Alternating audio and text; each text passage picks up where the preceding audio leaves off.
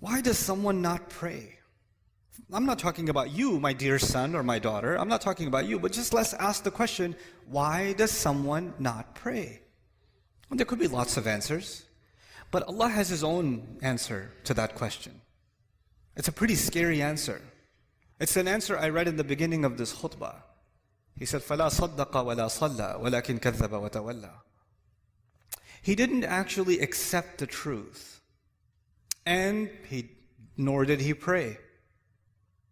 Allah says, He was talking about disbelievers, and He said two things. They didn't accept it. This person doesn't accept the truth, and he doesn't pray. Interesting. So, if you say, if he didn't accept the truth, I would expect him to say, La saddaqa wa la amana. Right? But he says, La salla. What that means is, something is missing in you accepting the truth about Allah. No, the child says, I believe in Allah, I'm Muslim. Yeah, you're Muslim here, you're Muslim in your head, but this truth isn't just for your head, this truth is also for your heart. Something is, you're not feeling how true this is yet. You're not feeling how serious this is yet. You don't realize what it is. Sometimes you know something, but you don't think about it. It's true. You know something, you don't think about it. And so, because that's missing, that's why it becomes easy for me to miss prayer sometimes and you to miss prayer sometimes. That will happen because our heart becomes a little distracted. And that truth of this deen, the truth of who Allah is, that truth goes in a shelf in the back of our mind and we get distracted and don't think about it. That's what Allah is saying.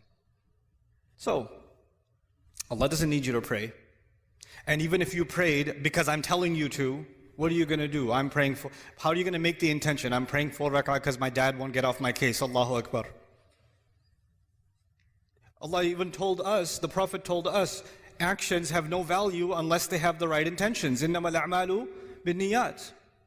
Actions have no, so even if you did this action, but your intention was, I'm annoying, that's your intention, then it benefits me in no way, and it will benefit you in no way. The only one that can benefit from your actual sincere prayer is you. Now, okay, fine. That's the answer to the question, why would someone not pray? 2 more things to talk to you about.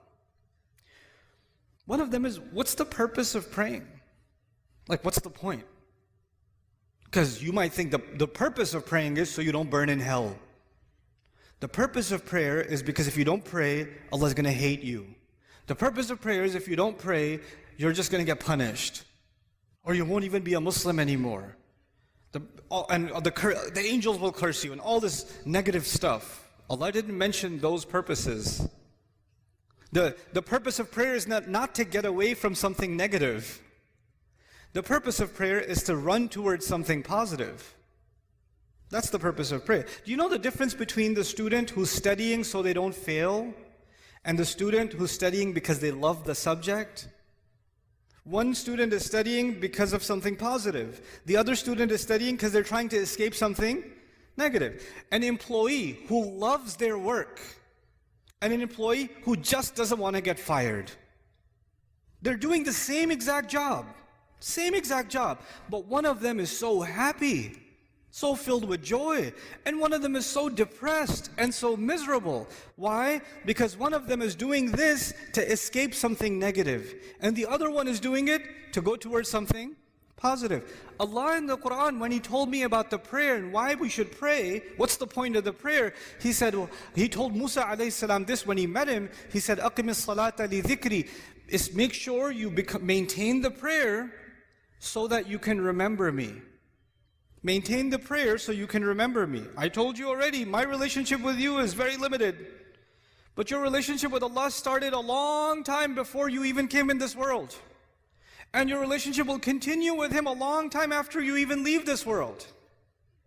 And that relationship is worth remembering because every good thing that comes to you comes from that relationship.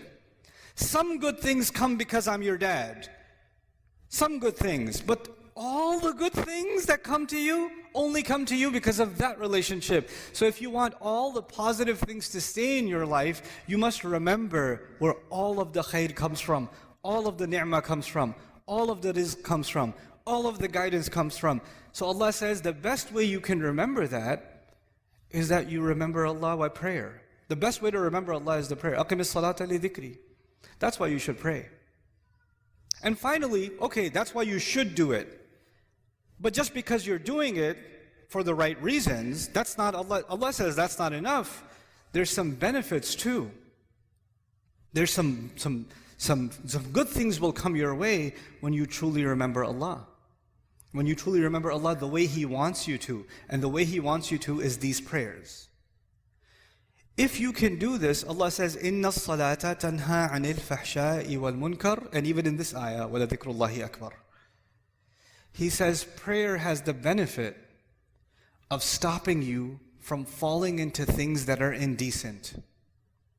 Because indecency is all around you, and I, son, cannot stop you from being exposed to it.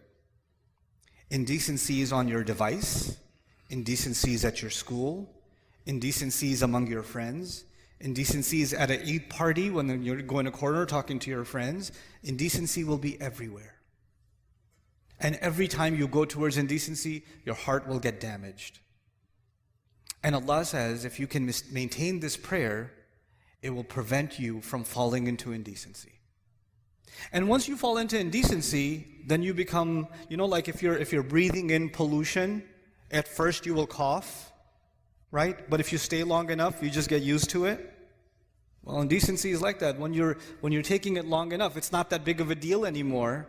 You don't feel like protecting yourself from it anymore because your immune system has gotten corrupt, right? And then you're ready for even more toxic behavior, even worse things, wal munkar, even worse things that you can do. And this prayer will stop you from going down a negative path in your life. That's why you should pray. Now, these are the reasons you should pray, not because I'm telling you to pray. At the end of this whole journey, the decision is entirely yours. Because Allah might take me tomorrow. Allah might take me a year from now.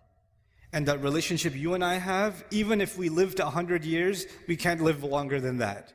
There's a time where this is going to end. But that relationship, if you really want to respect and honor that relationship, pray. That would be my advice to you.